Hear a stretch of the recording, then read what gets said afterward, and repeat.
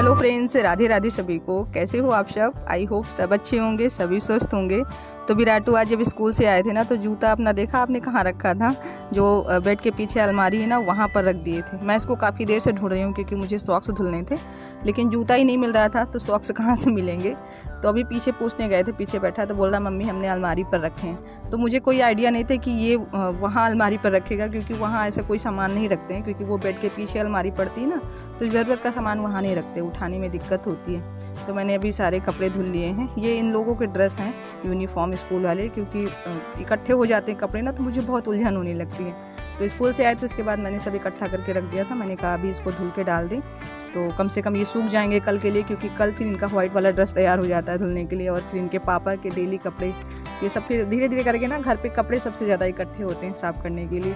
तो ड्रेस जो है वो पीछे डाल दिया। मैं यूनिफॉर्म को ड्रेस ही बोलती हूँ, तो मुँह से वही निकलता है। और बाकी जो छोटे छोटे कपड़े थे ना, टाई वगैरह और सॉक्स, ये सारी चीज़ें यहीं डाली हैं, क्योंकि पीछे हवा चलती है ना, तो उड़ जाते हैं छोटे कपड़े फिर।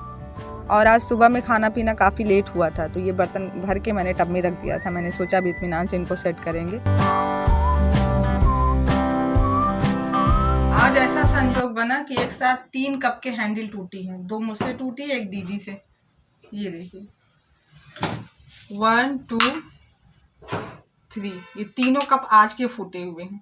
और बड़ी ताज्जुब की बात है कि तीनों के हैंडल सिर्फ टूटी हैं बस, बाकी कप पे एक खरोच भी नहीं आई है। ये देखो, पूरा ऊपर के हिस्से देखिए एकदम चिकने रखे हैं, केवल हैंडल टूटी है। ये वाला तो थोड़ा सा बच भी गया है, ये वाला तो पूरा चला गया, इसका भी पूरा गया है। यहाँ पर मैंने देखो, ये जो प्रेशर कुकर का डिब्बा था ना, इसको मैंने देखो, मैं छोटी छोटी चीज़ें रखती हूँ। जैसे ये डिब्बा अभी खाली हो गया, नहीं तो इसमें अचार रखते थे छोटे से डिब्बे में। बड़े डिब्बे का अचार उधर रखा है, छोटे डिब्बे में अचार इधर रख देते हैं। और ये इधर मैंने काला नमक रखा है, और थोड़ा सा बेकिंग पाउडर रखा है यहीं पर। नहीं, डिब्बा थोड़ा सा गलत दिखा रहे हैं, ये बेकिंग पाउडर का डिब्बा है और ये काला नमक है। दोनों डिब्बे सेम है ना, तो कंफ्यूजन हो जाती है। तो यहीं पर रख देते हैं छोटी मोटी चीज़ें। और ये विराटू की गिलसिया है, कभी कभार कहता है घर में जब कोई सामान बड़ा आता है ना, तो सबको सामान की पड़ी रहती है और मुझे डब्बे की पड़ी रहती है। मेरी शुरू से आदत है कबाड़ से जुगाड़ बनाने की। तो अभी इसी डब्बे को रिप्लेस करने के लिए मैंने वो प्लास्टिक का ऑर्गेनाइजर मंगाया था, लेकिन किस्मत ही ख़राब थी, वो बेकार निकल गया। तो वो दुकानदार वाले जो भैया हैं ना, उन्होंने कहा कि जल्दी ही नया माल आएगा, तो आप फिर से ले लीजिएगा। तो थोड़ा सा पैसा वापस करने में ना आनाकानी करते हैं, तो मैंने कहा चलो ठीक है, इतनी कोई जल्दी नहीं है। और ये टब जो आप देख रहे हैं ना, इसे मैंने आज मंगाया है। तो इसका डिज़ाइन मुझे अच्छा नहीं लग रहा था, काफ़ी फैला फैला है, मुझे थोड़ा सा गहरा चाहिए, क्योंकि मैं उसी में कपड़े वगैरह धुल लेती हूँ ना टब में। और सुबह में आज गेहूँ धुल के डाला था, तो वो सूख गया, उसको बोरी में भर के मैंने रख दिया यहीं पर। कल साफ़ करने के बाद फिर आटा बनवाने के लिए देंगे। और सम्राट से बोल रहे हैं कि छत पर पौधे थोड़े से मुझे सूखे सूखे नज़र आ रहे थे, आज सुबह में जल्दी नहीं गए थे ना, तो देखा था। तो इससे बोल रहे हैं कि पौधों में पानी डाल दो, लेकिन इसके मुंह से आवाज़ नहीं निकल रही है, ना हाँ बोल रहा है ना तो ना बोल रहा है। थोड़ी देर तो हम खड़े थे, फिर मैंने सोचा लाओ हम ही डाल दें, इनका इंतज़ार करने से अच्छा है कि हम ही डाल देते हैं। और इधर साइड में थोड़ी थोड़ी धूप आने लगी है, तो इधर साइड के ही पौधे जो हैं उनकी मिट्टी सूखी है, बाकी जो इधर रखे हैं वो एकदम सही है। लेकिन थोड़ा थोड़ा पानी मैंने इधर भी डाल दिया है। गर्मी जब आ जाती है ना, तब 1 बाल्टी पानी में नहीं होता है सभी पौधों में, मुझे 2-3 बाल्टी पानी लाना पड़ता है। लेकिन अभी ठंडी में उतनी ज़्यादा ज़रूरत ही नहीं होती है पानी की, ना पौधों में ना इंसानों में। तो नीचे से विराटू आवाज़ दे रहे हैं, बोल रहे हैं मम्मी चाय जो है वो उबलने वाली है। अभी मैंने इंडक्शन पर चाय चढ़ाया था, लेकिन उसको धीमा करना भूल गए थे, तो इसने धीमा कर दिया है। कर लेता है, देखा करता है ना पूरा दिन काम करते हुए, तो बच्चे बहुत जल्दी सीख जाते हैं, तो प्लस माइनस कर लेते हैं। हालांकि इन दोनों को मना करते हैं गैस छूने से, इंडक्शन छूने से, क्योंकि बच्चे हैं ना, तो थोड़ा सा अंदर से डर लगता है। मतलब मैं थोड़ा सा ज़्यादा ही चिंतित रहती हूँ शायद बच्चों को लेकर, लेकिन ये चिंता सिर्फ हमारी नहीं है, ये दुनिया की शायद हर माँ की है अपने बच्चों को लेकर।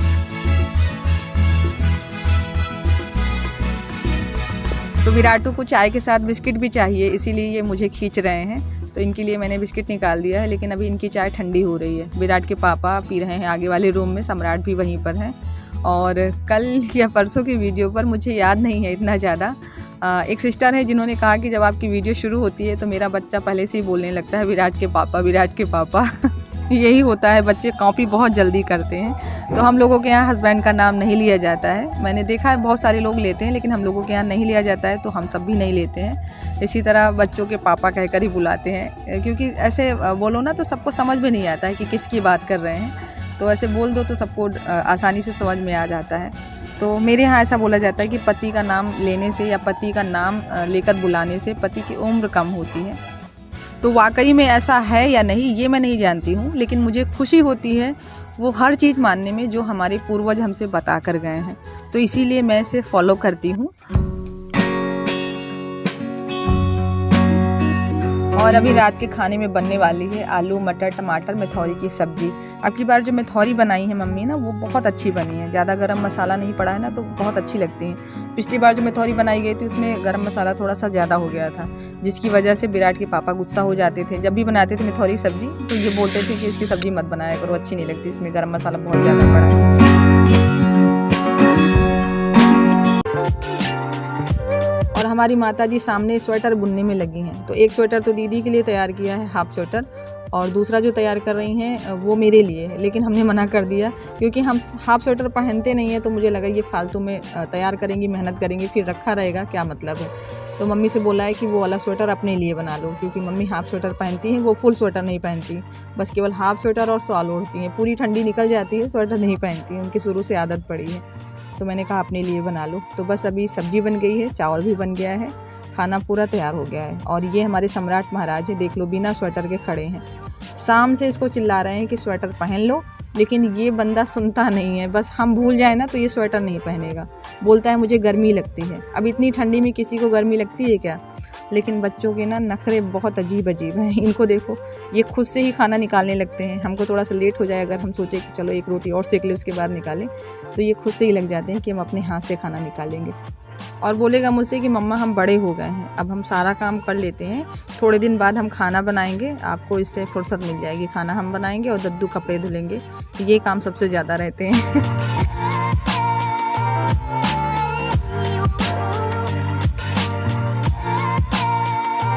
कान में पता नहीं क्या दिक्कत हो गई है। ये जो दाहिना वाला कान है ना, इसमें देखिए पूरा लाल नज़र आ रहा होगा आप सबको। ये अपने आप से हो जाता है, पता नहीं क्या। ये वाला देखो एकदम नॉर्मल है, ये वाला एकदम नज़र आ रहा है जैसे लग रहा है किसी ने खींचा हो।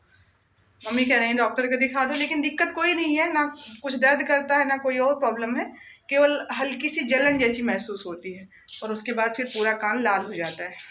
शरीर में ना पता नहीं कितनी कितनी बीमारियां हैं, अब कुछ पता नहीं है। तो बस अभी जा रहे हैं गेहूं साफ़ करने के लिए, क्योंकि ये कल से सूखा रखा है, टाइम ही नहीं मिला कल साफ़ करने का। तो इसको बस साफ़ करके आगे वाले रूम में रख दें, ताकि ये चक्की पर जल्दी से पहुंच जाए।